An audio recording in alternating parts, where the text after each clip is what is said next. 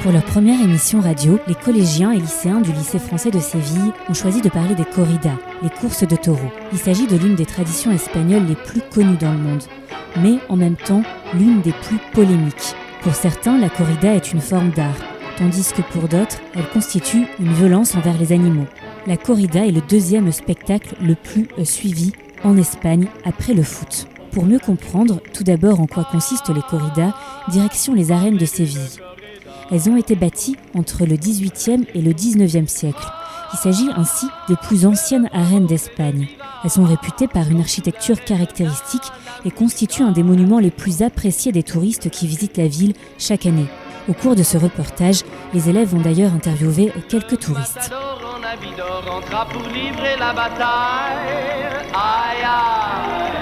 Mais le taureau méchant fonce dedans pour en faire un épouvantail.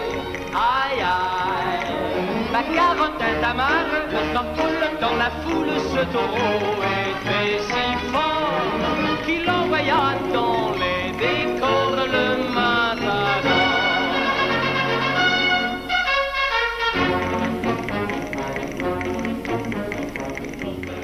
Alors là on est dans une salle où il y a beaucoup de tableaux représentant la tauromachie avec des toreros et où sont élevés les taureaux. Qu'est-ce que tu penses pour l'instant du lieu ? C'est très beau, il y a beaucoup de peintures qui sont très bien faites et voilà. C'est Suerte de Varas, c'est de Oleo y Lienzo, l'an 1850. On voit des taureaux un taureau qui a attaqué un cheval avec un torero monté dessus. Il a aussi attaqué des autres toreros. Bonjour, qu'est-ce que vous pensez du lieu ? Eh bien, je trouve qu'il est impressionnant que l'on voit que peut-être que la corrida était très violente lorsqu'on voit tous ces des tableaux du 19e siècle et qu'elle est peut-être un peu moins maintenant. On sent que c'est impressionnant. J'étais très impressionné par une prière aussi où on voit que le toréador en même temps veut perpétrer une histoire et en même temps il voit bien qu'il tue un très bel animal et qu'il n'est pas à l'aise avec cela et qu'il demande une sorte de pardon de la Vierge Marie. Ça m'a marqué. Voilà, et puis l'endroit que je connaissais déjà est beau et marquant. Voilà. Je viens de Paris avec ma femme qui est quelque part dans le coin et on est surtout venus nous pour le flamenco qu'on aime beaucoup. On a pris des cours de flamenco et de guitare et c'est surtout ça qui nous attire. Mais enfin, on pensait que c'était dommage d'être à Séville sans voir cet endroit. Qu'est-ce que vous pensez des lieux ? Pour l'instant, on vient de commencer, mais ça a l'air intéressant. Ça a l'air intéressant, c'est très joli. C'est incontournable quand on vient à Séville. Et qu'est-ce que vous pensez de la tauromachie ? Ça, on a un peu plus de mal avec l'idée. Moi, je suis plutôt contre.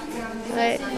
Après, on vient quand même ici pour voir un peu ce que c'est la tauromachie et comment ça se passe, parce que c'est important à Séville, mais on n'aime pas trop le principe. Je vois un peu ça comme de la torture. Pour certains, je pense que ça peut être joli à voir.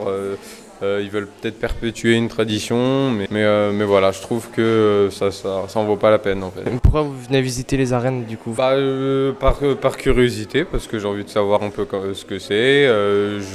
C'est-à-dire que moi, je vois ça qu'à travers la télé ou certains reportages. Et donc voilà, on se renseigne un peu comme on peut, mais c'est vrai que j'ai pas envie de participer à ça activement. Je ne suis pas spécialement pour la corrida, mais c'est bien, il y a la tradition, il faut la conserver.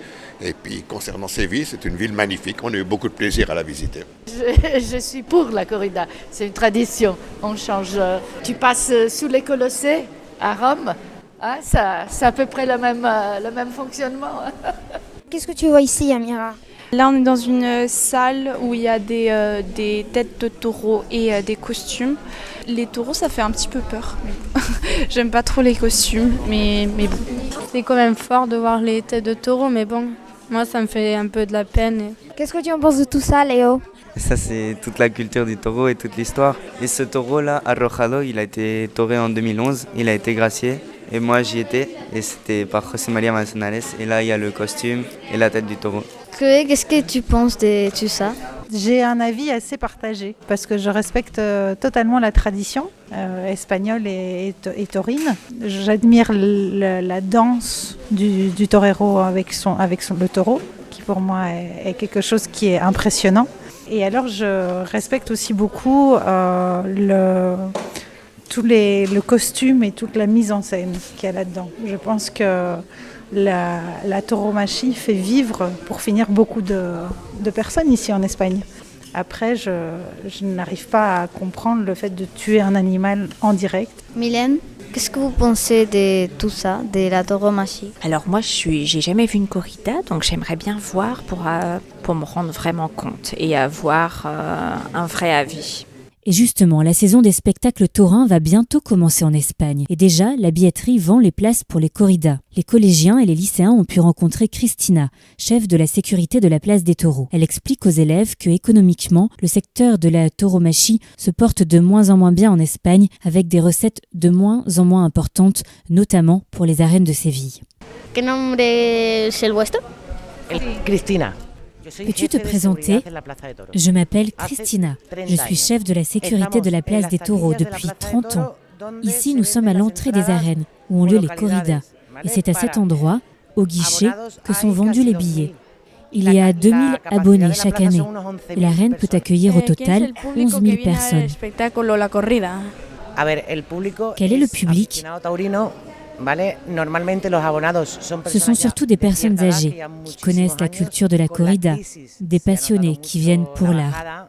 Avant la crise, on comptait presque 8000 abonnés et maintenant plus que 2000 abonnés.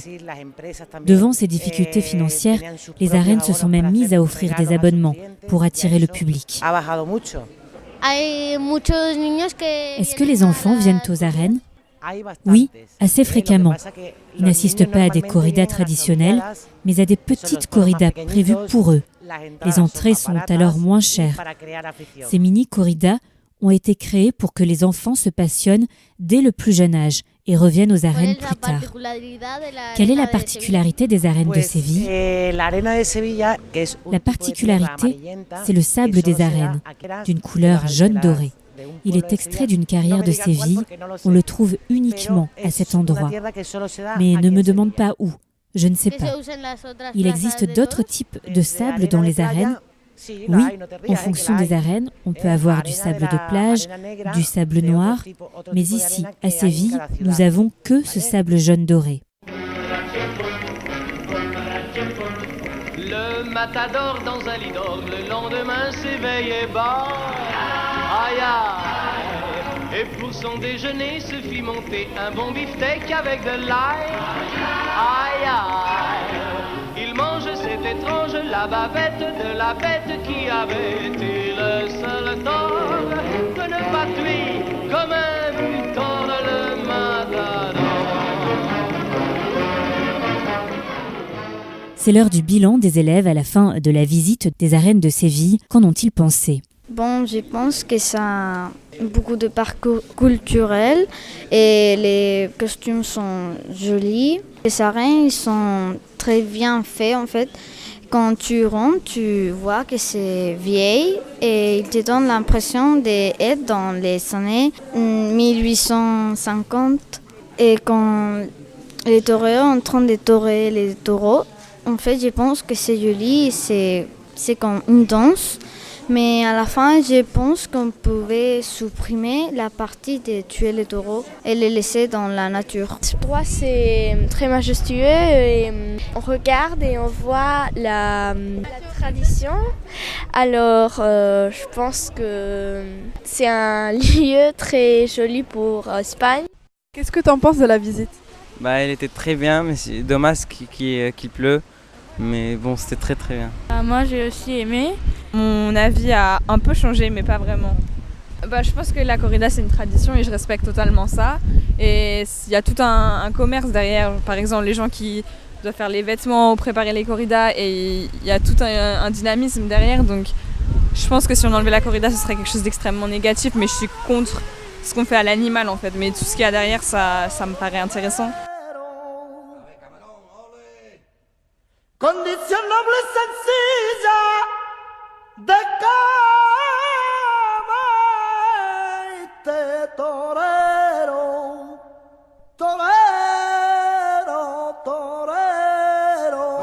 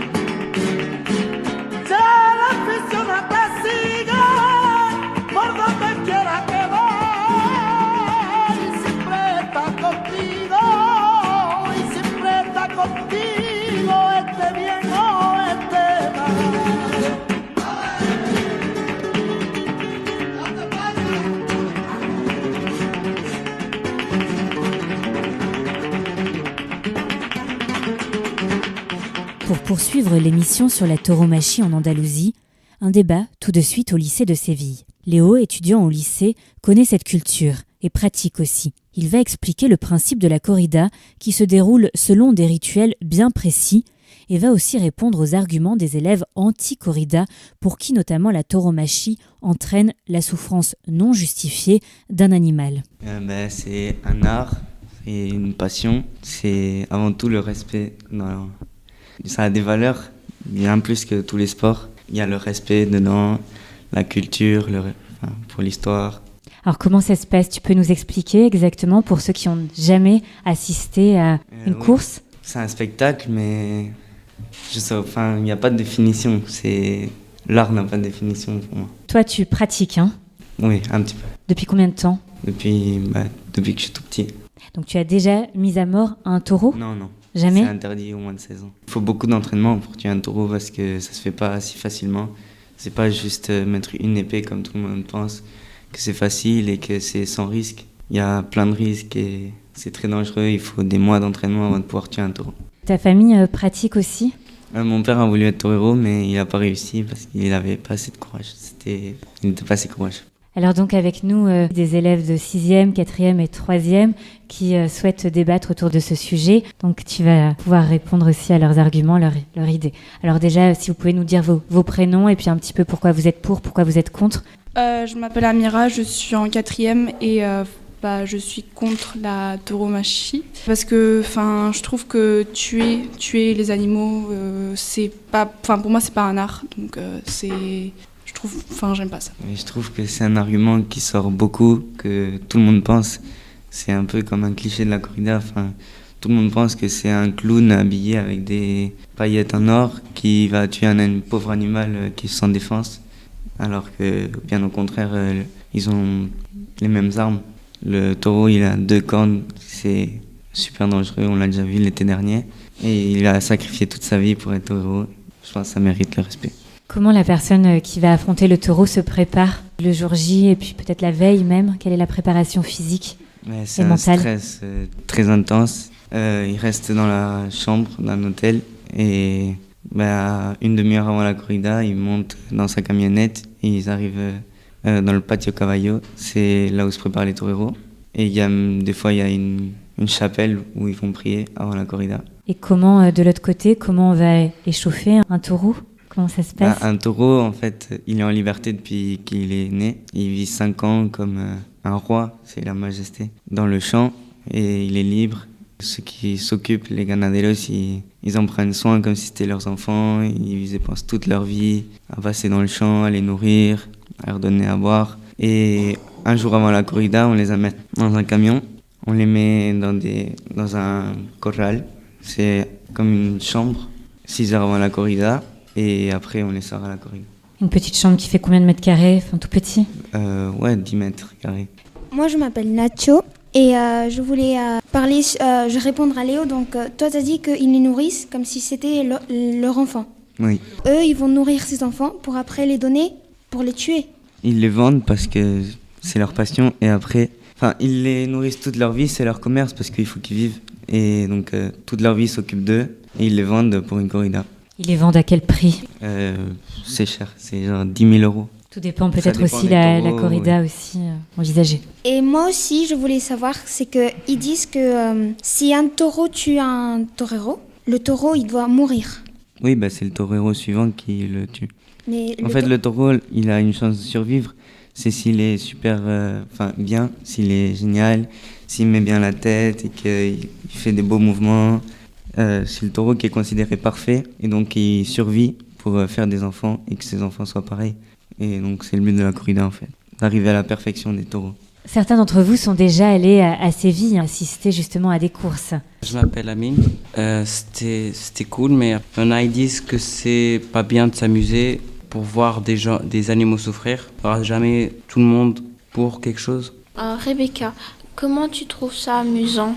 Je comprends pas pourquoi c'est amusant. Il y a une partie qui est amusante, mais après... Laquelle? De voir le torero qui s'est entraîné pour après montrer aux gens qui s'est bien entraîné, quoi. Après, Il y a toujours la peine envers le taureau qui meurt à la fin, mais... En fait, je trouve que c'est comme si le torero dansait avec le taureau avant de le tuer. Amine, il a dit que quand le taureau il meurt, il y a de la peine. Mais surtout, dans les corridas, quand le taureau il meurt, les gens ils applaudissent. Donc, Mais ils applaudissent pas pour le torero qui l'a tué. Comment il a été bien, et si le taureau il a pas été bon, bah, il siffle le torero. Parce qu'il a pas su bien torer le taureau. Mais jamais on siffle un taureau. Même les gens qui sifflent un taureau, ils sont mal vus dans les arènes. Donc jamais on maltraite un taureau. les toreros, ils gagnent beaucoup d'argent. Pourquoi ils gagnent beaucoup d'argent? Oui, ils gagnent beaucoup d'argent seulement pour tuer un animal. Seulement, ben moi je t'invite à aller te mettre devant un taureau. T'oserais pas, je pense. Il y a très peu de gens qui oseraient, sinon moi je serais torero, mon père serait torero, toute ma famille serait torero, on serait tous super milliardaires. Mais on n'a pas le courage, donc on n'est pas torero. Combien ils gagnent en moyenne, justement? Ouais, ça dépend des toreros. Il y a des toreros qui sont pas très bons. Ils gagnent 2000 € par corrida. Même des toreros qui payent pour torer. Alors qu'il y en a d'autres qui peuvent gagner 500 000 € par corrida. Mais ici, à Séville? À Séville, oui, 200 000, 150 000 peut-être pour les toreros, les grands toreros. Et ça, toutes les après-midi en août. Donc ça fait beaucoup. Mais bon, les footballeurs, ils gagnent bien 2 millions d'euros par mois pour taper dans un ballon. Donc en même temps... Je suis d'accord. Voilà. Moi, c'est Marguerite. Je voudrais savoir, plus ou moins sur une semaine ou un mois, combien un torero en moyenne fait de corrida. Alors ça dépend, il y a la saison taurine. Ça commence à cette époque-là maintenant. Et ça finit en octobre. Et c'est en Europe. Et un torero, il peut faire 40 corridas par an, peut-être. D'accord. Mais plus on avance dans les années, moins il y a de corridas. Donc il y a 50 ans, il pouvait arriver à 120 corridas par an, un torero. Et dans chaque corrida, il tue un taureau? 2 chacun, ils sont 3. Si le torero il sort tout seul à l'arène ou il est accompagné de plusieurs personnes? Alors au début, il y a les banderilleros qui mènent des banderies. Et c'est comme pour aider le torero, il y a les picadors qui sont à cheval. Mais après, il y a 10 minutes de face à face entre le taureau et le torero, où personne n'intervient. Je m'appelle Hugo, c'était pour savoir ceux qui étaient contre la tauromachie, s'ils avaient plus de compassion quand un taureau meurt ou quand un homme meurt. Moi je dis qu'à Malaga, dernièrement, il y a des migrants qui sont en train d'arriver, en Méditerranée, et il y a un courant animaliste qui est très à la mode, que tout le monde a envie d'être animaliste parce que tout le monde aime son chien, tout le monde trouve c'est trop mignon. Mais il y a un groupe que je comprends pas, il y avait des centaines de migrants sur les plages, et ils ont été donnés des couvertures chauffantes à des chiens qui étaient en train de se noyer dans un fleuve. Donc, à quel moment on choisit de sauver la vie de 10 chiens plutôt que de 100 hommes? Je comprends pas. Les femmes y participent au corrida ou pas? Oui, mais ça se fait pas trop, mais je pense que ça va se faire dans les années qui viennent.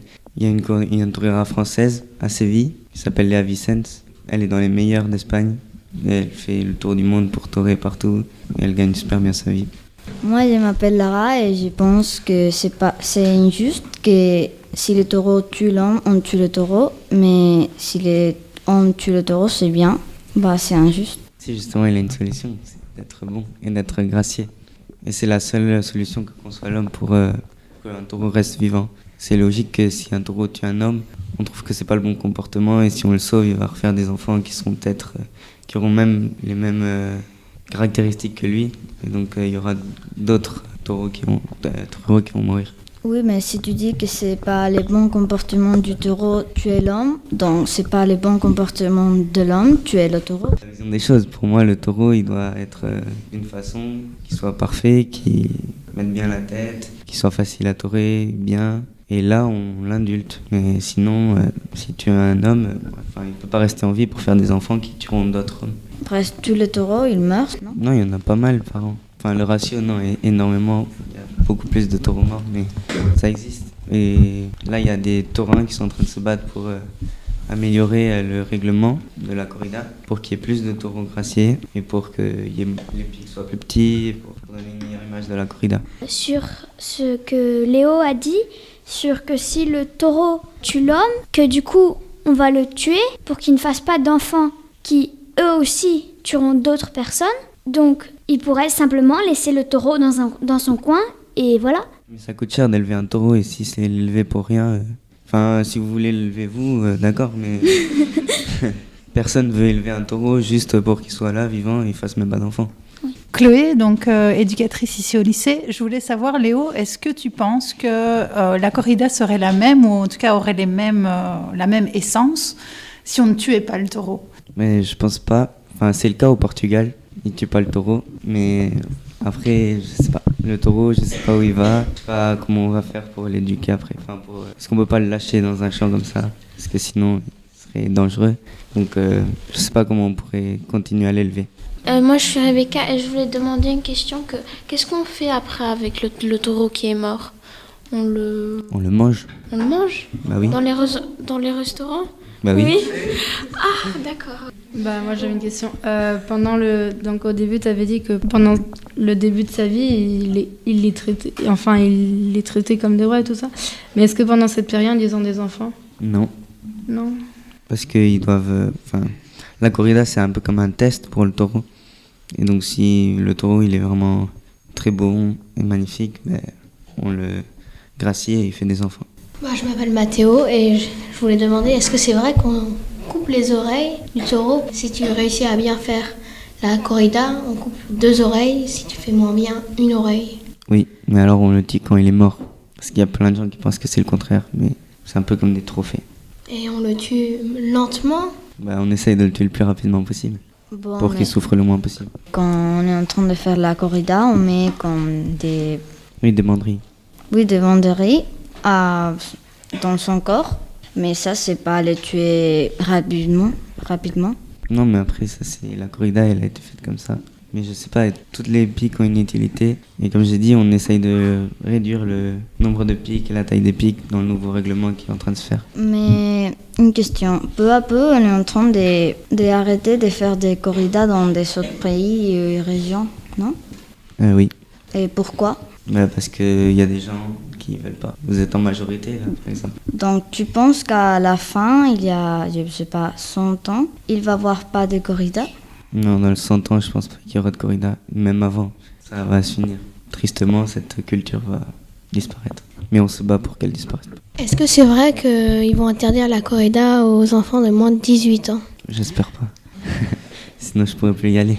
Mais ça serait triste. Et je voudrais savoir si la corrida, ça fait vraiment partie de la culture espagnole et que si on la supprimerait, ça supprimerait une grande partie de la culture espagnole. Oui, je pense qu'il suffit de regarder dans une boutique de souvenirs, dans n'importe quelle rue à Séville.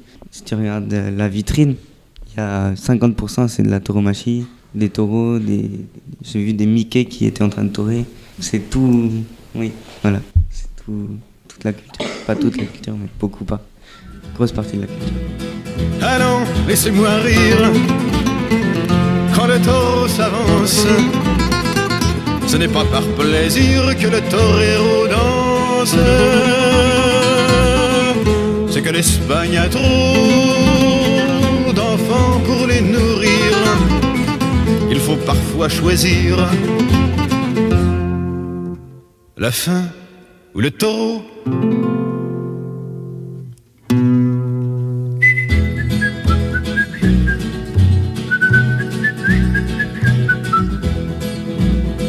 Les belles étrangères, végétariennes ou pas, quittent leur banc de pierre au milieu du combat, quittent leur banc de pierre au milieu du combat.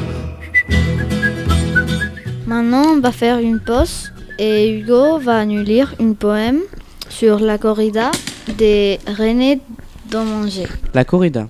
Les cuivres ont sonné dans le ciel de Séville, réveillant les ardeurs des fougueux andalous, séduisant Hidalgo au regard qui pétille, aux lèvres mi-closes cachant des dents de loup. De ces loups assoiffés du sang de leurs victimes, pauvres bêtes élevées pour n'avoir qu'un seul sort, et qui en un seul jour et en un combat ultime, n'a jamais qu'un seul choix, y rencontrer la mort. Il arrive au galop, au centre de l'arène, effrayé par les cris qui montent des gradins.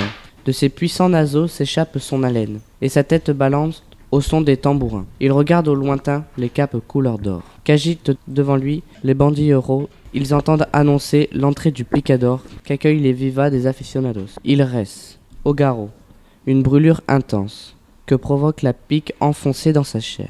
Douleur qui disparaît puis revient la souffrance. La bandillerie a jailli semblable à l'éclair. le sang, sointe, alors de l'échine luisante, du robuste animal face au grand matador, mesurant du regard cette masse puissante, qui grâce du sabot, le sable au reflet d'or.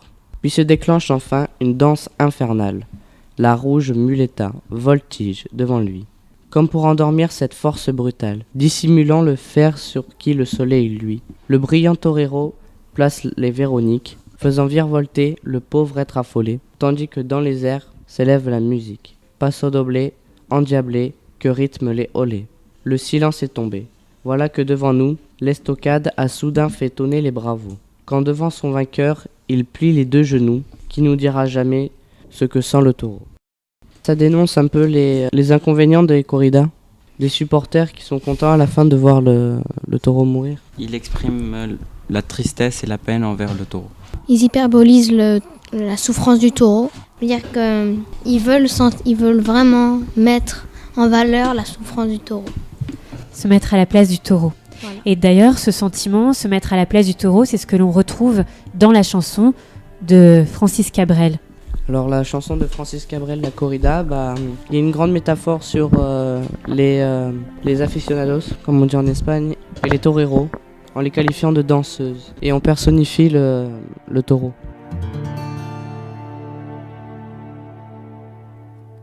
Depuis le temps que je patiente dans cette chambre noire, j'entends qu'on s'amuse et qu'on chante au bout du couloir.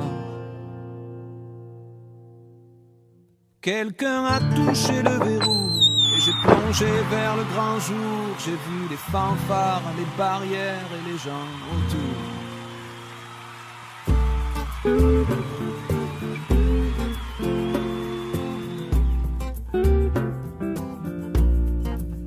Dans les premiers moments, j'ai cru qu'il fallait seulement se défendre. Mais cette place est sans issue, je commence à comprendre. Ils ont refermé derrière moi, ils ont eu peur que je recule. Je vais bien finir par la voir, cette danseuse ridicule. Est-ce que ce monde est sérieux ?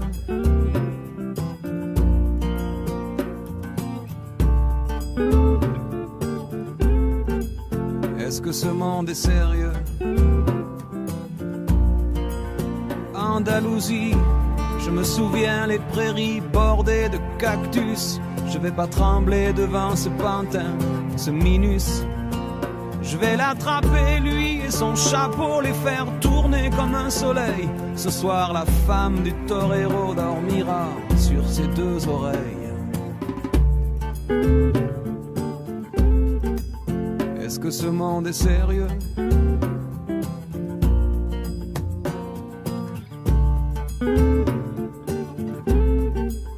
Est-ce que ce monde est sérieux ?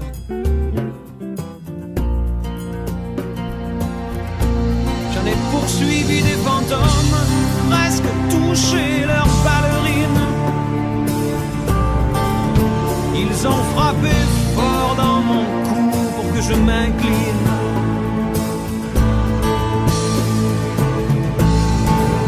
Ils sortent d'où ces acrobates avec leurs costumes de papier.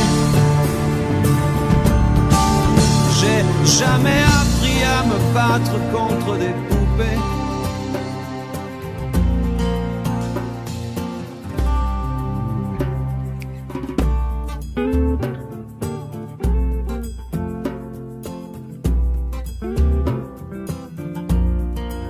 Sentir le sable sous ma tête, c'est fou comme ça peut faire du bien. J'ai prié pour que tout s'arrête en Andalousie.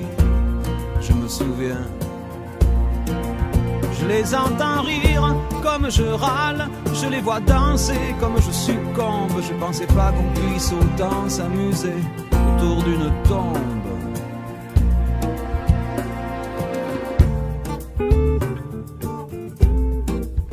Est-ce que ce monde est sérieux ? Pour illustrer cette émission, place maintenant au cinéma. Plusieurs films existent autour de la tauromachie, comme Arène sanglante, le film muet réalisé par Fred Niblo, ou encore Les Amours de Carmen, un film de Charles Widor sorti en 1948. Il y a aussi Heureux qui comme Ulysse, un film de Henri Colpi avec Fernandel sorti en 1970, ou bien Parle avec elle de Almodovar dans lequel une femme est torero. Et dernièrement, Ferdinand. Ferdinand est un film d'animation américain sorti à la fin de l'année 2017. Léo nous donne son point de vue sur ce film. Moi, je prends ça comme de la propagande plutôt. Parce que c'est de la propagande anti-taurine. Ils vendent ça aux petits-enfants de 3 ans et c'est mettre un message faux. Parce qu'il y a des parties qui sont super fausses sur la corrida avec des gros clichés, comme je disais tout à l'heure. Quel cliché, justement? Avant la corrida, il y a plein de choses qu'on fait au taureau, alors que ça n'existe pas en vrai. Par exemple, qu'on met du sable dans les yeux du taureau. C'est pas vrai, jamais. Enfin, moi, je pense pas. Voilà, des choses comme ça. Et à l'abattoir, un taureau qui est pas bien, on l'amène à l'abattoir. C'est pas vrai non plus. Non, par contre, à la fin, il y a une belle image des arènes. Avec un deux torero, le public est content. Indulto, quand le taureau a été très bon, qu'il est gracié. Bon, là, il te spoil un peu le film, hein. Pour ce soir. J'ai remarqué que dès votre naissance, les gens croient tout savoir sur vous. D'après votre allure, votre façon de parler, votre origine. Mais ce n'est pas aussi simple. Surtout quand il s'agit de moi. Avec moi, c'est un petit peu plus compliqué. Je suis Ferdinand.